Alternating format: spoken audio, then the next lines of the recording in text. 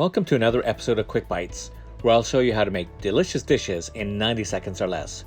Today we'll be making quick pickled jalapeños, which go great on so many dishes.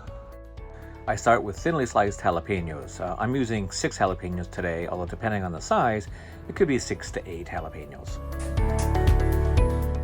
Once I've prepped all my ingredients, it's time to start with the brine.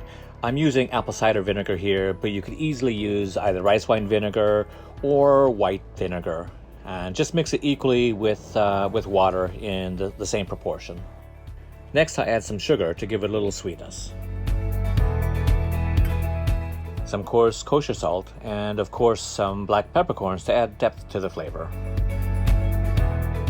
Now I'll bring it to a boil, stirring until the salt and sugar is dissolved.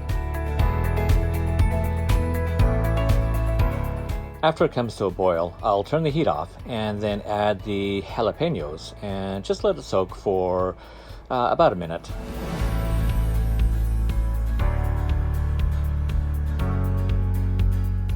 Now it's time to add the jalapeños to the canning jar, and I'll let it cool for about 20 minutes.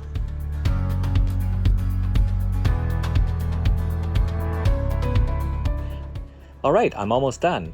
I'll add the cool brining liquid back to the jalapeños and then add a couple sprigs of lemon thyme, or you could use regular thyme, just to add some extra flavor. And that's it. You can keep this in the fridge for up to about 2 months. And don't forget, if you like this video, give it a thumbs up. And if you haven't already, please subscribe. Until next time, bon appetit.